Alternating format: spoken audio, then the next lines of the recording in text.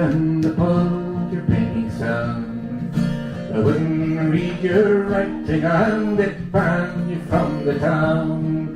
But they couldn't stop you dreaming and the victory you've won. For you sowed the seeds of freedom in your daughters and your sons. In your daughters and your sons. In your daughters and your sons. You sowed the seeds of freedom in your daughters and your sons. John there.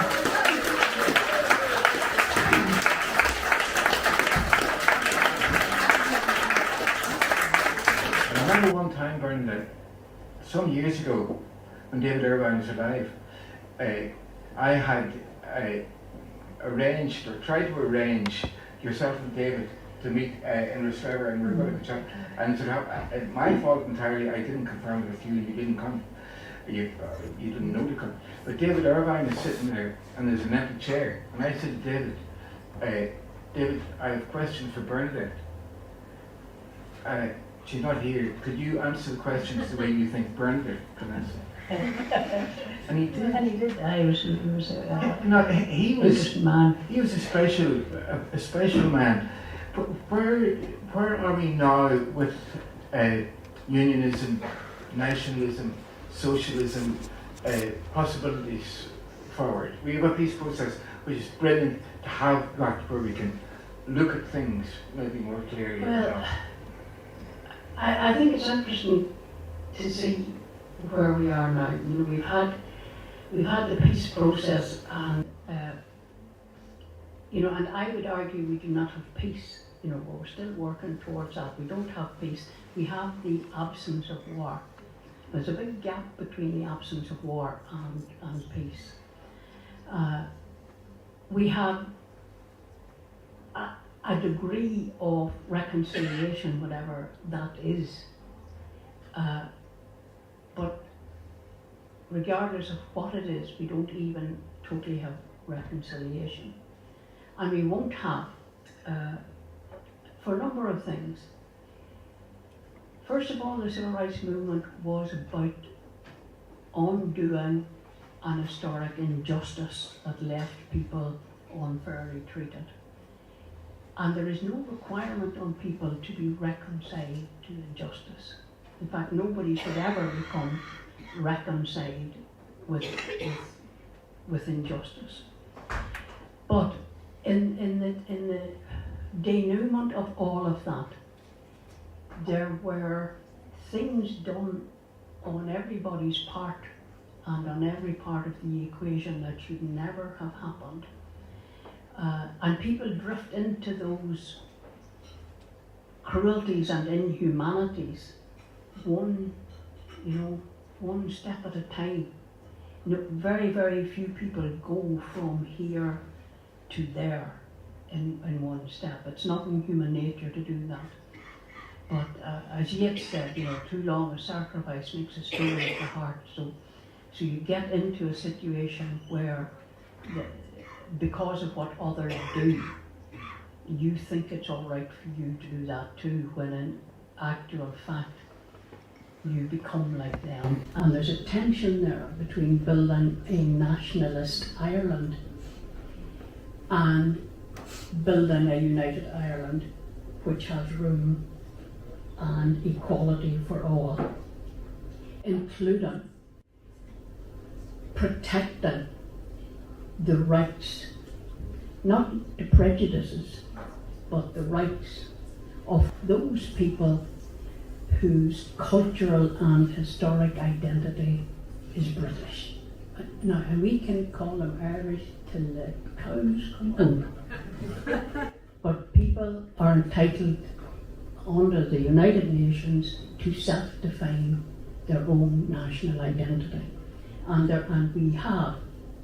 we have people in the north, and let me tell you, in the south, waiting to be allowed to say it out loud. But the day will come when people will feel safe enough to say out loud and without shame, actually, you know what, I'm one of them. Because they're entitled to be. They're not entitled to think they're better than the rest of us, which is part of the Dublin 4 problem, not just that the West Brits, they think that that's better than the rest of us. It's not. So we need serious conversations about what a new Irish constitution will look like. It's not about flags, it's about constitutions. How will we improve the constitution to reflect and enforce and strengthen a country that is built on respect for human rights as before you get into anything else, especially in the diversity of citizenship and residents and refugees and people seeking our help, the people who live in the island. And those are the big conversations that we need to have. And how are we going to redistribute the wealth of Ireland more democratically, so that you don't have the big gap between the very, very wealthy and the very, very poor, that you do have both south and north. It mightn't be as big as it is maybe in America or somewhere, but it's there. And what is our relationship going to be with the rest of the world? Are we going to be sucked into military alliances like NATO, or are we going to maintain the opportunity that we have to be a neutral country? And those things are all being argued out in the south. There's a body of people that have us dragged into NATO in the morning. Bernadette, I think your voice is needed. It hasn't been missing because you've been working with migrants in County Tyrone for years and doing wonderful things. Actually, there's a song, we're going to finish off with a song. Great. And it's a song, O Roche de Vahawali, which then we thought about maybe Pierce wrote the version that many people know. If Pierce is alive today, what would he write? And Bernadette myself, we wrote it for him. Put your hand up again. So this is the first time you'll hear, maybe the last time you'll ever hear it, you never know.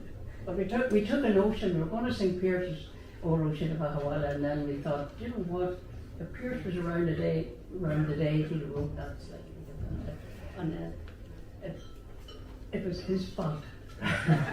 But we ended up penning only a day or two ago. And here it goes. Well, sorry. Granuel upon the ocean, rising in a new horizon, making waves of hope and healing, Anisher Hatan Tari. O Roche de Vahawalya, O Roche de Vahawalya, O Roche de Vahawalya, Anisher Hatan Tari. Bringing to our shores for shelter those who risk the seas for freedom, fleeing famine, war and sorrow, searching for safe haven. O Roche de Vahawalya, O Roche de Vahawalya, O Roche de Vahawalya, Anisher Hatan Tari. Can we be Irish, North or Southern, knowing of our people's hungering? Recognize the eyes of suffering now landing on our island. O Roche de Vahawalya, O Roche de Vahawalya, O Roche de Vahawalya, Anisher Hatan Tari. The day may come for your returning to the homeland you were born in, freedom, justice, peace may reign there. I shall not them tarry. Oh, Roshidavahawalya. Oh, Roshidavahawalya. Oh, Roshidavahawalya. I shall not them tarry. Oh, Roshidavahawalya. Oh, Roshidavahawalya. Oh, Roshidavahawalya. Oh, I shall home to Ireland. Very good. Maybe you see his out there, which is saying, maybe you see his out there, which is saying,